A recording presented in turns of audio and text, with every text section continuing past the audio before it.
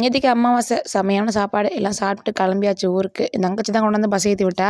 வீட்டுக்கு கொண்டு போய் அம்மா விட்டுட்டு அப்புறம் மாமியார் வீட்டுக்கு கிளம்பி வந்தாச்சுங்க. பாப்பா மாமா 2 பேருமே இங்கே தான் இருக்காங்க. சரின்னு சொல்லிட்டு தான் கிளம்பியாச்சு. இப்போ அம்மா கொஞ்சம் உடம்பு பரவாயில்ல. ஊருக்கு திரும்ப போகும்போது தான் பார்த்துட்டு போகணும். இது ஈவினிங் போல தான் வந்திருந்தோம். வந்து செம்ம டயர்டாக இருந்துச்சு, படுத்தாச்சு. காலைல எழுந்துச்சு சாப்பாடு செஞ்சுட்டு இருந்தேன். இன்றைக்கி நம்ம வயலில் வேலை நடந்துட்டு இருக்கிறதுனால எல்லாருக்குமே சாப்பாடு செஞ்சு கொண்டு போகணும். காலைல தோசை ஊற்றி தேங்காய் சட்னி அரைச்சி கொண்டு போகலான்னு தான் ரெடி பண்ணிட்டு இருந்தேன். நம்ம வீட்டுக்குள்ளெல்லாம் கிச்சனுக்குள்ளே சமைச்சி தான் இந்த வீடியோ பார்த்துருப்பீங்க. இங்கே வந்தால் எப்பவுமே இங்கே வேற இடத்துல சமைப்போம். மோஸ்ட்லி ரொம்ப கம்மியாக சமைக்கிற மாதிரி இருந்தால் நான் வீட்டுக்குள்ளே சமைச்சிப்பேன். வீட்டுக்குள்ளே கேஸ் அடுப்புலாம் இருக்குது. பட் நிறைய பேர் சமைக்கணுங்கிறதுனால வெளில தோசை ஊற்றிக்கிட்டேன். சட்னி மட்டும் உள்ளே தான் அரைச்சிக்கிட்டேன். தாளிச்சாச்சு. இங்கேயே சிம்பிளாக சட்னி வச்சதுனால பெரிய வேலைலாம் இல்லை. அப்படியே வயலில் பார்த்து சுற்றி பார்த்துட்டே போயிட்டு இருந்தோம். என் பொண்ணு சூப்பராக நடக்க ஆரம்பிச்சிட்டாங்க. வயலெலாம் பார்த்துட்டு ஜாலியாக பழகிட்டா. இப்போ நான்லாம் இருந்ததில்லை. அப்புறம் கொண்டு போன சாப்பாடுலாம் எல்லாருக்கும் வச்சேன். எல்லாரும் சாப்பிட்டாங்க. அப்படியே நானும் சாப்பிட்டுட்டேன். அங்கேயே குட்டி பையனை அப்போ தாங்க தூங்க போட்டு போனேன். அப்படி போகிறதுக்குள்ள அவன் முழிச்சிட்டான். அப்புறம் அவளும் உயிர் வந்தாங்க. கொஞ்ச நாள் கொஞ்சம் விளாண்டுட்டு இருந்தோம். நம்ம வயலில் என்ன விவசாயம் பண்ணியிருக்கோன்னு சொல்லிட்டு கெஸ் பண்ணிங்கன்னா மறக்காம கமெண்ட்ஸ் இருக்கு. நெக்ஸ்ட் வீடியோவில் நான் சொல்கிறேன். பை.